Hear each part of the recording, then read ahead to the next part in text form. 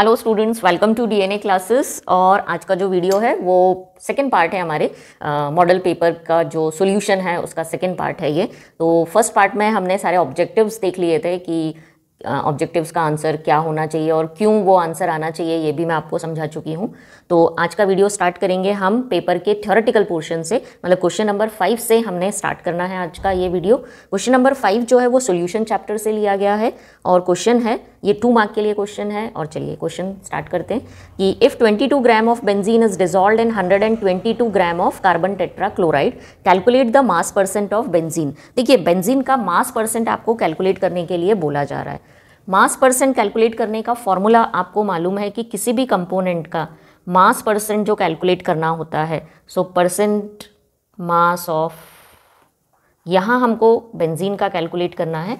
So mass percent of C6H6 equals to, आपने formula apply करना है गिवन मास ऑफ बेंजीन जिसका पूछा गया है, उसी कंपोनेंट का आप गिवन मास लिखेंगे, डिवाइड करेंगे टोटल मास से, और क्योंकि परसेंट है इसलिए 100 से मल्टीप्लाई कर दीजिए। चलिए इस फॉर्मूले में हम वैल्यूज पुट करेंगे। तो given mass of C6H6, given mass of C6H6 जो है, देखिए 22 ग्राम ऑफ बेंजीन, तो बेंजीन का जो मास इन्होंने दिया है 22 ग्राम दिया हुआ है। टोटल मास मतलब जितने भी कंपोनेंट्स हैं उनके मास को आप प्लस कर दीजिए। तो यहाँ पर 22 gram benzene and 122 gram of CCl4 दिया हुआ है। दोनों को जब आप प्लस करेंगे 22 plus 122 you will gate 144 multiplied by 100। बस अब सिंपल सा आपको कैलकुलेशन करना है। जब आप इसको सॉल्व करेंगे, डिवाइड करेंगे, मल्टीप्लाई करेंगे, you will get the answer near about 15.28, वो 15.277 समथिंग कुछ मिलेगा। सो you will get the answer 15.28%. So this is the mass percent of benzene in this mixture. Okay, now the next question is define colligative properties. इसके option में जो question दिया हुआ है कि आप कॉलीगेटिव प्रॉपर्टीज़ को डिफाइन करने के लिए बोला जा रहा है। कॉलीगेटिव प्रॉपर्टीज़ पर मैं ऑलरेडी एक वीडियो बना चुकी हूँ, एक बार फिर से आपको डेफिनेशन बता रही हूँ व्हाट आर कॉलीगेटिव प्रॉपर्टीज़। तो देखिए, those properties of solution which depends on the number of solute particles present in definite amount of solvent are called colligative properties. These properties are not related with the chemical composition or nature of solute. Okay, so ये आपको definition लिखना है। Now some examples of colligative property, जब भी define करने के लिए आए एक दो examples जरूर लिख दीजिए। तो इनके जो examples हैं colligative properties के 4 example हैं। very जो easy सा example है that is osmotic pressure, इसके अलावा एलिवेशन इन बॉइलिंग पॉइंट, इसके अलावा depression in freezing point, and next we are having relative lowering in vapour pressure. ये चारों ही कॉलीगेटिव प्रॉपर्टीज़ आपने सॉल्यूशन चैप्टर में पढ़ी हुई हैं। तो these are the example and definition मैंने आपको बता दिया है। Now the next question is question number 6। Question number 6 है कि why the conductivity decreases with increase in dilution of solution. देखिए यहाँ जो वो कंडक्टिविटी का बात कर रहे हैं वो स्पेसिफिक कंडक्टिविटी का बात कर रहे हैं कि जब आप किसी सॉल्यूशन को डाइल्यूट करते हैं तो उसकी स्पेसिफिक कंडक्टिविटी डिक्रीज क्यों होने लगती है। तो इस डिक्रीज के पीछे जो रीज़न है, due to decrease in number of ions in unit volume. Specific conductivity जो है ना उसको हम डिनोट करते हैं कप्पा से। ओके, तो क्या रीज़न है, आप क्या रीज़न लिखेंगे, due to decrease in number of ions in unit volume, and kappa means this is the symbol for the specific conductivity जो कि डाइल्यूशन करने पर डिक्रीज होती है क्योंकि number of ions unit volume में कम होने लगते हैं। अब ऐसा क्यों है, तो एक्चुअली कप्पा या specific conductivity of an electrolytic solution is the conductance of unit volume solution. Actually ये कंडक्टिविटी किसकी है, यूनिट वॉल्यूम सोल्यूशन की कंडक्टिविटी को ही हम स्पेसिफिक कंडक्टिविटी बोलते हैं। तो जब आप पानी डालते हैं तो आयंस माइग्रेट करते हैं, फ्री माइग्रेशन होता है, and that's why unit volume में जो नंबर ऑफ आयंस हैं जिनके कारण एक्चुअली कंडक्टिविटी है किसी इलेक्ट्रोलाइटिक सॉल्यूशन की वो डिक्रीज होने लगती है। नाउ इसको और अच्छे से मैंने लिखा हुआ है कि specific conductivity of an electrolytic solution is the conductance of unit volume solution which is kept between the 2 platinum electrodes of unit cross section and at a distance of unit length. मतलब आपने 2 electrodes इस तरीके से रखे हुए हैं कि जिनका जो क्रॉस सेक्शन एरिया है वो भी यूनिट है और इन इलेक्ट्रोड्स के बीच का जो डिस्टेंस है वो भी यूनिट है। तो इनके बीच में रखा हुआ जो सॉल्यूशन है उसकी कंडक्टिविटी को ही हम स्पेसिफिक कंडक्टिविटी बोलेंगे। और रीज़न क्या है? Due to decrease in number of ions in unit volume. Okay, I hope ये रीज़न आपको समझ में आया होगा। इसी क्वेश्चन के क्वेश्चन नंबर 6 के ही और में जो क्वेश्चन पूछा गया है कि define specific conductivity and give its unit. तो देखिए, ये डेफिनेशन मैं आपको ऑलरेडी दे चुकी हूँ, ये स्पेसिफिक कंडक्टिविटी की ही डेफिनेशन है। आप चाहें तो इसका स्क्रीनशॉट ले सकते हैं। और इसके साथ में इन्होंने पूछा हुआ है कि give the unit of specific conductivity. एक और मैं आपको डेफिनेशन बताऊं, इसको रेसिप्रोकल ऑफ रेजिस्टिविटी भी बोला जाता है। Specific conductivity, it is also called reciprocal, it is also called reciprocal of resistivity. ठीक है, तो ये एक शॉर्ट सा मीनिंग है इसका कि it is the reciprocal of resistivity. Now about the unit of specific conductivity. वैसे रेसिप्रोकल ऑफ रेजिस्टेंस होने के कारण इसकी यूनिट है पर ओम पर सेंटीमीटर, बट इसकी जो SI यूनिट है that is siemens per metre. Now the next question is question number 7। Question number 7 है, ये सब 2 मार्क्स के लिए क्वेश्चन चल रहे हैं कि identify the order of reaction with the given rate constant values. Rate constant की आपको ये वैल्यूज दी गई हैं और इससे आपको ऑर्डर ऑफ रिएक्शन फाइंड करना है। देखिए, ऑर्डर ऑफ रिएक्शन का जो K की वैल्यूज़ है उससे कोई लेना देना नहीं है। इन वैल्यूज़ को आपको नहीं देखना है, आपको देखना है पीछे जो यूनिट्स दी गई हैं। एक्चुअली ये यूनिट आपको ऑर्डर ऑफ रिएक्शन फाइंड करने में हेल्प करेंगी। लीटर पर मोल पर सेकेंड, फर्स्ट जो इन्होंने यूनिट दिया हुआ है K का वैल्यू के साथ में, दैट इज़ लीटर पर मोल पर सेकेंड। ये जो यूनिट है ये है सेकेंड ऑर्डर रिएक्शन की unit. So order of this reaction is second order reaction. इस रिएक्शन का जो ऑर्डर है वो 2 है। नेक्स्ट जो B इन्होंने दिया हुआ है K इक्वल्स टू 2 इंटू 10⁻⁻⁴ पर सेकेंड। पर सेकेंड आपने देखना है और पर सेकेंड देखकर आपने जो आंसर लिख देना है। पर सेकेंड यूनिट होता है फर्स्ट ऑर्डर रिएक्शन का। सो this is first order reaction.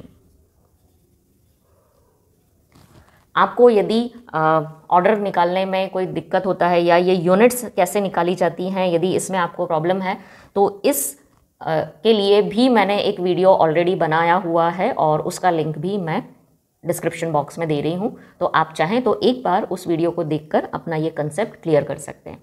तो चलिए देखते हैं next question. Next question we are having, इसी के ऑप्शन में जो क्वेश्चन दिया गया है ना, यदि आप ये क्वेश्चन नहीं करना चाहें तो जो नेक्स्ट क्वेश्चन है 7th क्वेश्चन का जो ऑप्शन है that is given graph plot between kinetic energy and reaction coefficient, identify and name the points x and y। ये काइनेटिक एनर्जी और रिएक्शन कोएफिशिएंट के बीच में ये ग्राफ उन्होंने दिया हुआ है और आपसे उन्होंने ये 2 चीज़ें पूछी हुई हैं। एक ये x पूछ रहे हैं और दूसरा ये y पूछ रहे हैं, आपको इसका नेम बताना है। तो देखिए बेटा, ये जो है x जो है इट इज़ एक्टिवेशन एनर्जी। जो x है, x बता रहा है एक्चुअली एक्टिवेशन एनर्जी को, जिसको हम EA से डिनोट करते हैं।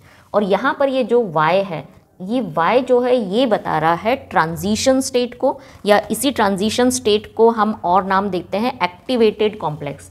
So either transition state, either you will write transition state, या आपने लिखना है, कुछ बुक्स में आपको ये मिलेगा एक्टिवेटेड कॉम्प्लेक्स, दोनों ही सही हैं।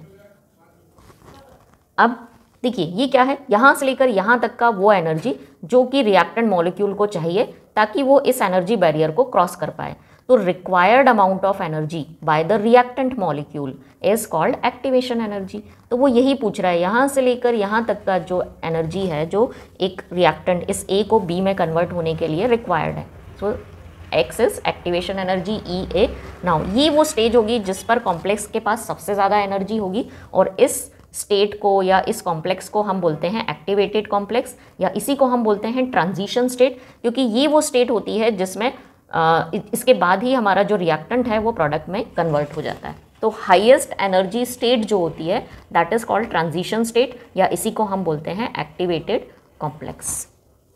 Okay, now next is next question. Yes, next question, question number 8 है कि right the IUPAC name of the following coordination compound. ये कोऑर्डिनेशन कंपाउंड का जो नॉमेनक्लेचर है, IUPAC नॉमेनक्लेचर, आप सबको बहुत अच्छे से इसको प्रैक्टिस करना है। इस चैप्टर में से ये क्वेश्चंस डेफिनेटली वो लोग पूछेंगे, तो आप इस पोर्शन को बिल्कुल भी मत छोड़िए। इजी है, इंटरेस्टिंग है, आप इजीली इसको तैयार कर सकते हैं। तो चलिए देखते हैं क्या नाम होना चाहिए इस कॉम्प्लेक्स का। सबसे पहले हम ये जो फर्स्ट हमारा कॉम्प्लेक्स है दैट इज K3Cr C2O4 का whole thrice. This is the first compound जिसका हमको नाम बताना है K3Cr C2O4 होल थ्राइस। ये कोऑर्डिनेशन कंपाउंड दिया हुआ है। कोऑर्डिनेशन कंपाउंड का नेमिंग आपको मालूम है कि सबसे पहले जिस ऑर्डर में लिखा होता है उसी ऑर्डर में हम स्टार्ट करेंगे। पहले कैटाइनिक पार्ट का नाम लिखेंगे, फिर ये एनाइनिक पार्ट का नाम लिखेंगे। तो मतलब हमारा जो कॉम्प्लेक्स है वो एनायन मतलब नेगेटिव पार्ट के फॉर्म में है इसमें। चलिए आगे ये काउंटर आयन है। काउंटर आयन का केवल हम नाम लिखते हैं, नंबर नहीं लिखे जाते हैं इसके। तो फर्स्ट कॉम्प्लेक्स का जो नाम हम स्टार्ट करेंगे, नाम आएगा केफ के लिए हम लिखेंगे पोटेशियम। ये लिख दिया हमने पोटेशियम। अब हमने नेमिंग स्टार्ट करना है इस कॉम्प्लेक्स की। कॉम्प्लेक्स की नेमिंग के रूल आपको मालूम है। पहले हम लिगैंड का नाम लिखते हैं नंबर के साथ। 3 है इसलिए हमने आगे कंटिन्यूएशन में लिखना है ट्राई। और C2O4 का नाम होता है ऑक्सलेटो। ये ऑक्सलेट आयन है तो हम इसका नाम लिखेंगे ऑक्सलेटो। ओके, ऑक्सलेटो। अब इसके बाद हमने मेटल का नाम लिखना है। मेटल है क्रोमियम, लेकिन क्योंकि पार्ट हमारा ये कॉम्प्लेक्स हमारा नेगेटिव पार्ट में है इसलिए आपने ऐड करना है ATE। तो क्रोमियम का UM आप हटाएंगे, IUM आप हटाएंगे और क्रोमेट लिखेंगे आप, क्रोमेट। अब आपने लिखना है इस क्रोमियम का, इस मेटल का ऑक्सीडेशन स्टेट। इस कॉम्प्लेक्स में क्रोमियम है +3 ऑक्सीडेशन स्टेट में। अब कैसे फाइंड किया +3 ऑक्सीडेशन स्टेट, इस पर भी मैं ऑलरेडी वीडियो बनाकर अपलोड कर चुकी हूँ, बट थोड़ा सा यहाँ मैं आपको शॉर्ट में समझाती हूँ। देखिए ऑक्सलेट आयंस जो होते हैं इन पर होते हैं, हर आयन पर होता है 2 negative charge. We are having 3 ions, मतलब कितने हो गए टोटल नेगेटिव चार्जेस हो गए 2 × 3, मतलब टोटल -6 चार्जेस हो गए। -6 में से 3 जो इलेक्ट्रॉन्स हैं वो इसने दे दिए होंगे, तो बाकी के 3 इलेक्ट्रॉन्स उसने किससे लिए, क्रोमियम से लिए हुए हैं। तो इसीलिए क्रोमियम का जो ऑक्सीडेशन स्टेट है वो 3 है। तो नाम आया हमारे कॉम्प्लेक्स का potassium try ऑक्सलेटो chromate, because it is in negative complex form. चलिए सेकेंड कंपाउंड का नेमिंग देखते हैं। Now the second compound is, पहले फॉर्मूला दैट इज PTNH3 का ट्वाइस H2OCl और स्क्वायर ब्रैकेट के बाहर लिखा हुआ है ये Cl2। चलिए नाम देखते हैं, सेम रूल सेम है, जो पार्ट पहले लिखा हो, मतलब अब हमारा कॉम्प्लेक्स कैसा है, पॉजिटिव पार्ट के फॉर्म में, और ये हमारे काउंटर आयंस हैं जो कि नेगेटिव आयंस के फॉर्म में। चलिए नेमिंग स्टार्ट करेंगे। 3 लिगैंड्स हैं हमारे पास, एमाइन है, एक्वा है एंड क्लोरिडो है। अल्फ़ाबेटिकल ऑर्डर में सबसे पहले जो आएगा हम उसका नाम लिखेंगे। एमाइन का AM पहले आएगा इसलिए हम यहीं से स्टार्ट करेंगे। 2 हैं, नंबर के साथ लिखिए, तो इट इज़ डाई। और फिर लिखेंगे NH3 के लिए हम लोग लिखते हैं अमाइन, न्यूट्रल लिगैंड है ये। इसके बाद हमने लिखना है एक्वा, एक्वा एक ही है, so it is aqua. Then लिखना है Cl के लिए हम लिखते हैं क्लोरिडो, जो कि मतलब नेगेटिव लिगैंड है, सो क्लोरिडो।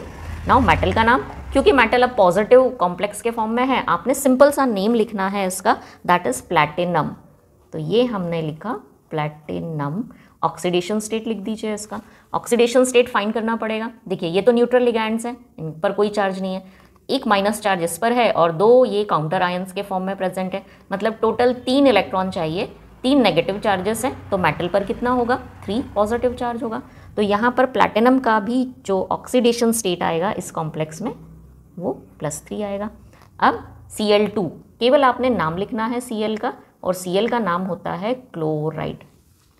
सो the name of this compound is diammine aqua chlorido platinum 3 chloride.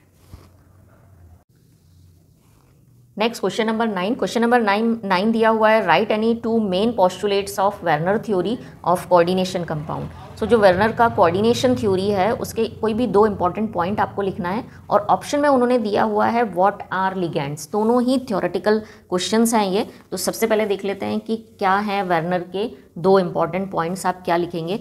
First point आपने इंपॉर्टेंट पॉइंट जो वेर्नर की थ्योरी का लिखना है। क्वेश्चन नंबर 9 का आंसर बता रही हूँ कि वेर्नर थ्योरी का जो फर्स्ट इंपॉर्टेंट पॉइंट है कि metal, central metal, first point है central metal exhibit 2 type of valency, 2 type of valencies. One is primary valency one is primary valency and next is secondary valency. ये आपने एक ही point में लिख देना है। ये सबसे इंपॉर्टेंट पॉइंट है हमारे वर्नर की थ्योरी का। अब नेक्स्ट पॉइंट आप लिख सकते हैं, इसी को आगे बढ़ाते हुए लिख सकते हैं कि नेक्स्ट पॉइंट है primary valencies are ionisable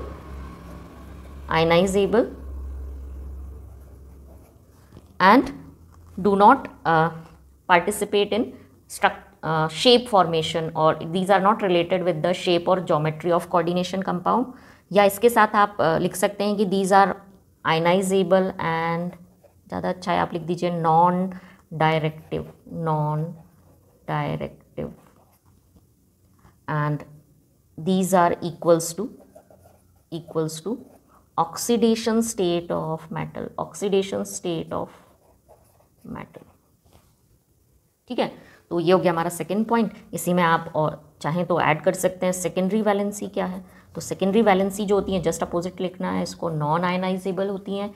these are non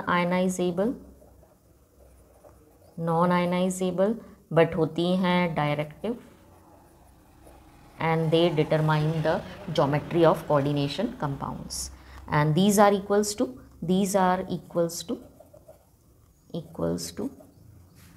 coordination number of metal, central metal।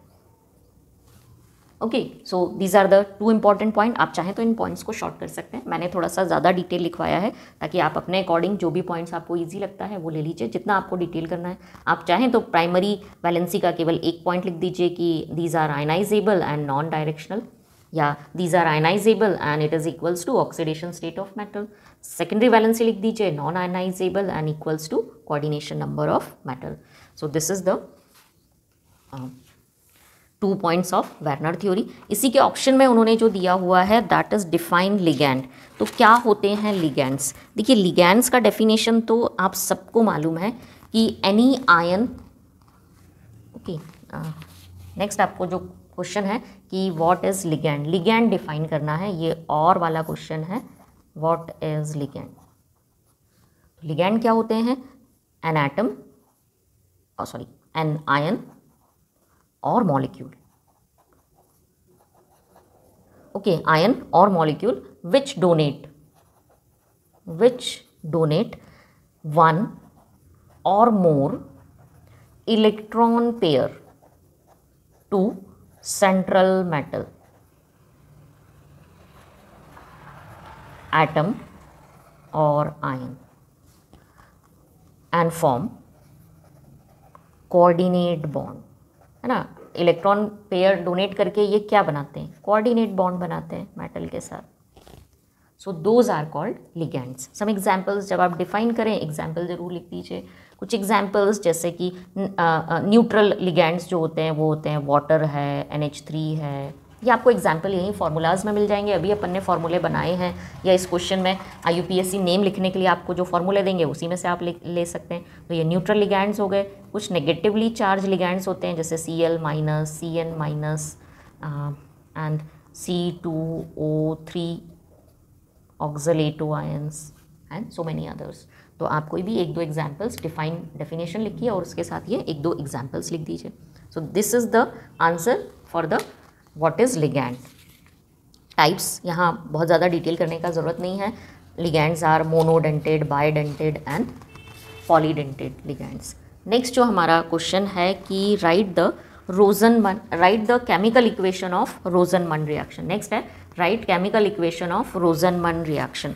रोजनमन reaction जो है वो एक रिडक्शन रिएक्शन है। तो चलिए इसका अपन फटाफट इक्वेशन लिख देते हैं कि रोजनमन रिएक्शन का केमिकल इक्वेशन क्या हो सकता है।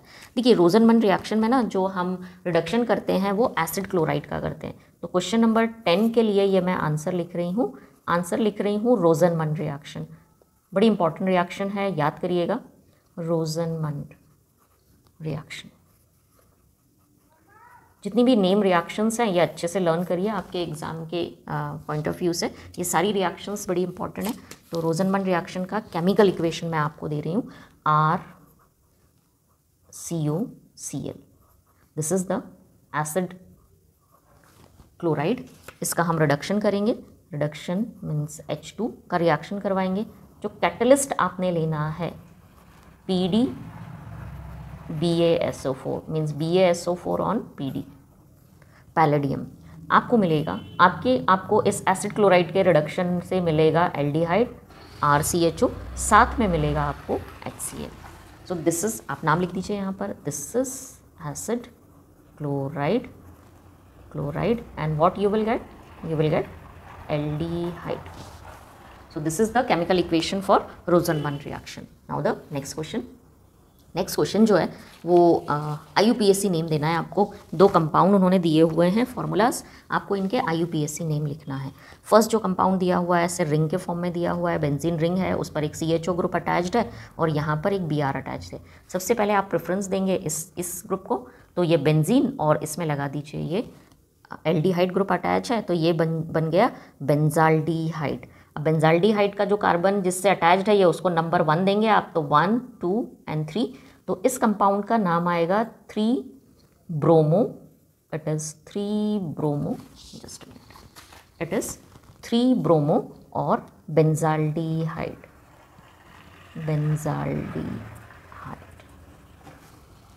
Okay, so this is the name of this compound, IUPAC name of this compound. Now the next one जो है CH3 CHO CH3 ब्रैकेट में बंद कर दिया है उन्होंने और फिर CHO दिया हुआ है, मतलब ये भी एल्डिहाइड है, लेकिन नाम क्या आएगा? देखिए ये जो है ना, इसका स्ट्रक्चर कैसा है सबसे पहले ये देख लेते हैं। इसका जो स्ट्रक्चर है वो मैं आपको थोड़ा सा ड्रॉ करके बताती हूँ।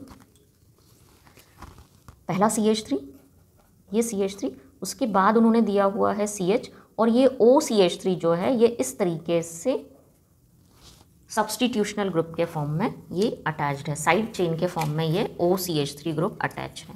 OCH3 ग्रुप का जो नाम आएगा वो आएगा मेथॉक्सी, और इसके बाद जुड़ा हुआ है एल्डिहाइड ग्रुप। जब भी आपको इस तरीके के किसी फॉर्मूले का नेमिंग आए और आपको डिफ़िकल्टी फील हो, सबसे पहले आप उसका स्ट्रक्चरल फार्मूला ड्रॉ कर दीजिए। अब नाम क्लियर हो गया। ये आपने लॉन्गेस्ट चेन लेना है 3 कार्बन वाला, तो 3 कार्बन वाला चेन आएगा जिसमें 1 कार्बन एल्डिहाइड के फॉर्म में है, तो नाम आएगा इसका प्रोपेनल। नंबरिंग आपने यहीं से स्टार्ट करनी है, ये फर्स्ट कार्बन, ये सेकेंड कार्बन पर क्या जुड़ा हुआ है? OCH3 ग्रुप अटैच्ड है। OCH3 ग्रुप का नाम है मिथॉक्सी, तो इसका पूरा नाम आ जाएगा मिथॉक्सी, कार्बन नंबर आएगा 2, सो इट इज़, एक बार फिर से लिखती हूँ, सो the name is 2 methoxy propanal. Okay, so the name of next compound, second compound, जो सेकेंड कंपाउंड का IUPAC नेम है वो है 2 मिथॉक्सी प्रोपेनल। 11, क्वेश्चन नंबर 11 है aniline is insoluble in water but it is soluble in HCl, why? मतलब आपको reason बताना है कि एनिलिन वाटर में नहीं सॉल्युबल है बट HCl में सॉल्युबल क्यों होता है। देखिए, सो this is the answer for question number 11। Answer आपने लिखना है, पहले हम वाटर में इनसॉल्युबल क्यों है इसका रीज़न देंगे। तो देखिए, due to the large R group, aniline जो होता है, एनिलिन इज C6H5NH2, तो इसमें जो R ग्रुप है एक बेंजीन रिंग के फॉर्म में एक बड़ा R ग्रुप है, so due to large R group और organic group, that is R group, it is insoluble in water, insoluble in water. ठीक है, now why it is soluble in HCl, तो आपने रीज़न देना है in HCl it forms a salt which is called anilinium chloride. It react with HCl and form a salt and name is anilinium chloride, and that's why it is soluble in, so it is soluble in HCl. Okay, अब reaction बता देते हैं अपन कैसे anilinium salt बनेगा। So the formula equation is C6H5NH2, this is aniline, it is aniline. Now when it is dissolved in HCl, it react with HCl and form a salt. It will form NH3Cl where N having positive charge and Cl having the negative charge. This salt is called anilinium chloride. It is anilinium chloride. So that's why it is soluble in HCl. Question number 11 के जो और में question है, right chemical equation of ammonolysis of alkyl halide. तो केवल आपको chemical equation देना है अमोनोलाइसिस ऑफ एल्काइल हैलाइड की या हेलोएल्केन की। सो this is the answer for question number 11। और ओके, अमोनोलाइसिस मीन्स आपने अमोनिया से रिएक्शन करवानी है, तो ammonolysis of RX, ammonolysis of alkyl halide haloalkane, that is RX। चलिए एक RX ले लेते हैं। हमने ले लिया CH3Cl मिथाइल क्लोराइड का रिएक्शन जब आप अल्कोहलिक अमोनिया से करवाएंगे हीट करने पर, you will gate 1 degree amine CH3NH2 plus you will gate HCl। Okay, इसी CH3NH2 का रिएक्शन यदि आप CH3Cl से और करवाएंगे, एक और हाइड्रोजन डिस्प्लेस होगा, सब्सटीट्यूट होगा, and you will get 2 degree amine. This is 2 degree amine. आगे फर्दर यदि और रिएक्शन करवाते हैं CH3Cl का, so you will get 3 degree amine. It will be CH3 whole thrice N, और एक बार और रिएक्शन करा देते हैं अपन CH3Cl से, सो you will gate quaternary salt. So the formula is CH3 4 times NCl, N having positive charge and Cl having negative charge. So this is 4 degree salt, that is called quaternary salt. This is 3 degree amine, that is tertiary amine. This is 2 degree amine, that is primary amine. And ये जो first product है, it is 1 degree amine or primary amine. So this is called ammonolysis of alkyl halide. आप चाहें तो इसका screenshot ले सकते हैं इस आंसर का। Okay, question number 12। Question number 12 is what are peptide bond, मतलब पेप्टाइड बॉन्ड क्या है ये आपको बताना है। चलिए पेप्टाइड बॉन्ड का डेफिनेशन अपन देख लेते हैं। अमाइनो एसिड्स के बीच में प्रेजेंट ये बॉन्ड होता है, मतलब ये क्वेश्चन जो है वो बायोमोलिक्यूल से लिया गया। So now answer for question number 12। Question number 12 का आंसर जो कि हम लिख रहे हैं पेप्टाइड बॉन्ड के लिए। Peptide bond, what is peptide bond? So it is the amide bond. amide bond होता है CONH2 bond. It is the amide bond present between two amino acids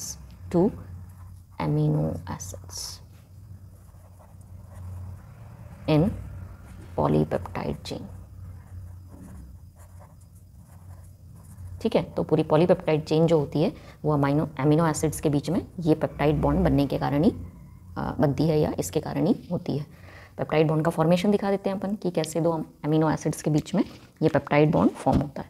तो चलिए, फर्स्ट अमीनो एसिड का general formula होता है RCHNH2COOH। First amino acid मैं लिख रही हूँ R1CH and here it is NH2COOH. This is first amino acid. Now the next one plus second amino acid को हम डिनोट करेंगे R2 से, फॉर्मूला सेम रखेंगे R2CHNH2। अब इस NH2 को मैं थोड़ा सा ऐसा लिख रही हूँ एंड इट इज COOH। तो क्या होगा, यहाँ से OH ग्रुप और यहाँ से H, ये मिलकर बनाएंगे वाटर। तो वाटर मॉलिक्यूल रिमूव होगा और इस CO और NH के बीच में बॉन्ड बनेगा जिसको हम बोलेंगे peptide bond. So the resulting structure will be R1CHCO, it is NH2, and now this bond which is between two amino acids NHCr2HCOOH. This bond is peptide bond. This is called peptide bond. I hope ये peptide bond का formation आपको clear होगा. Now the next question. Next question we are having, write the diseases. Next question जो इसके option में दिया हुआ है, write the diseases caused due to deficiency of vitamin B1 and C. बड़ा easy सा ये question है। आपको मालूम है B1, विटामिन B1 की कमी से जो डिजीज़ है, डेफिशिएंसी डिजीज़ है, दैट इज़ बेरी। तो B1 की कमी से होगी बेरी। तो ये आपको डिजीज़ेस याद कर लेनी है, बेरी। और इसके अलावा जो स्कर्वी है, स्कर्वी जो है वो विटामिन सी की कमी से होती है। So deficiency disease caused due to vitamin C is scurvy.